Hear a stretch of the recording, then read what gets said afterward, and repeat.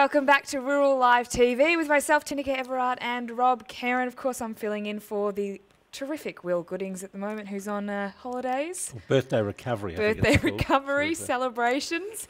Now, Rob, New Zealand farmers are claiming their new emissions trading scheme is already costing them money, and they're desperate to really ditch the policy. Despite much protest from agriculture sectors, this climate change policy was put through just last week, and now there's reports extra costs are taking their toll on farmers. On the phone, we're joined by Federated Farmers President Don Nicholson. Welcome, Don. How are you? Yeah, I'm great, thank you. Excellent. Now, can you tell us, Don, how hard have farmers really been hit by this scheme? Well, in simple terms, the facts are this, that last week, 1st of July, if everything stayed the same, an average lamb farmer in New Zealand has lost 12% of his profit, and that's profit before tax. So, you know, when you ask how have we been hit, it's a little bit longer required really to see how it flows through all of our input costs, but we know for sure it is going to be significant on already tested balance sheets, because some of these balance sheets don't have much fat left in them.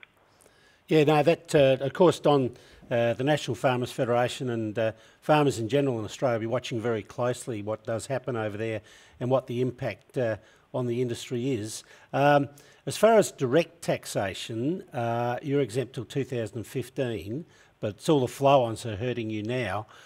In 2015, what's your understanding of what the additional impact on you will be at that stage? About 25% more. So look, I can explain it a bit better. Right now, of the entire quantum, if you took in the biological emissions that are going to be, or intended to be in place in 2015, we're paying 40% of the total quantity at 2015 right now, 40% for fuel and energy.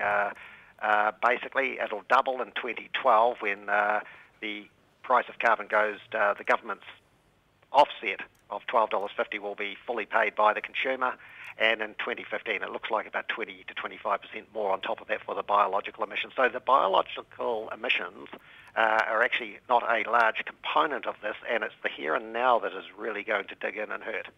Yeah, because you know, you're competing against a lot of other countries who really at the moment are doing nothing.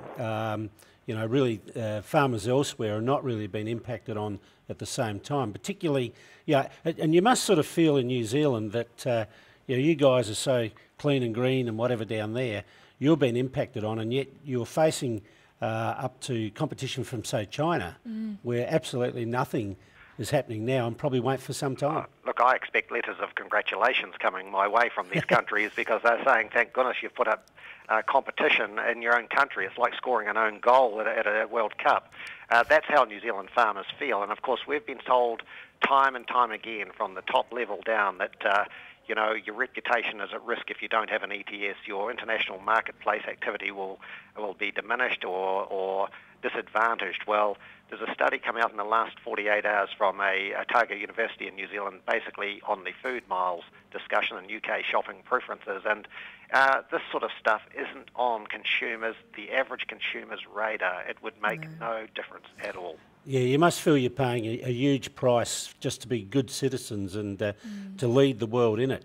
Whereas if you look at, you know, New Zealand, you're probably very, you know, like as far as carbon goes, I don't think New Zealand's causing the problem when you look at what's happening in Asia. Yeah, look, of course, look, we can make those assessments and assertions, but what the truth is that our former government negotiated entry into the Kyoto Protocol and said we would measure all sectors, all gases, and we would in fact work to diminish all sectors, all gases.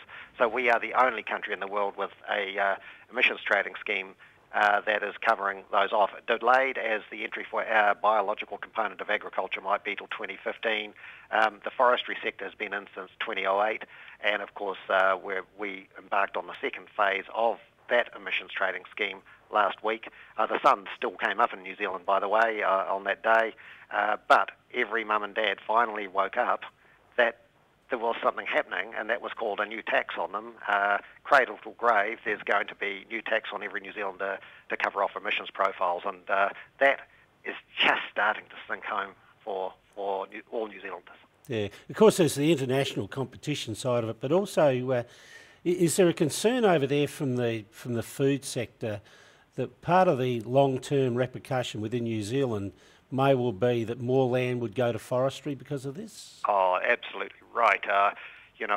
We've been operating in an international free market in terms of and subsidy-free since 1985, and now we've asked the taxpayers of New Zealand to buy offsets in the terms of forestry privilege, effectively. So we're giving $1.5 billion the first year into the forestry sector for them to grow trees, and of course, where they're going to grow, exactly where the already massively diminished flock of sheep and beef cattle are running. So what a contradiction or a contrast where we have government saying we need to have a red meat strategy and we need to have a wool strategy, and we're doing a lot of work around that. At the same time, they put policies in place that can only take animals off these places.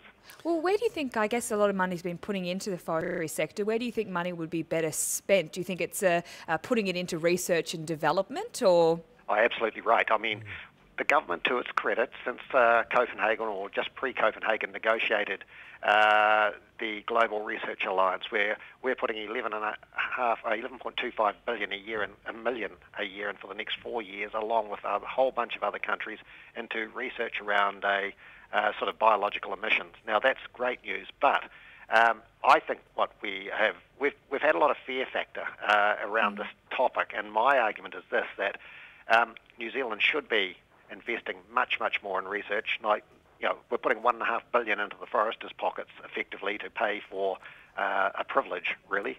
Why don't we put $1 billion into good R&D and make sure that you build resilient communities? I mean, surely the whole ambition of the climate fear story is that you need to build resilience into your society, and under the threat of climate variation and other sort of unintended events that you can't plan.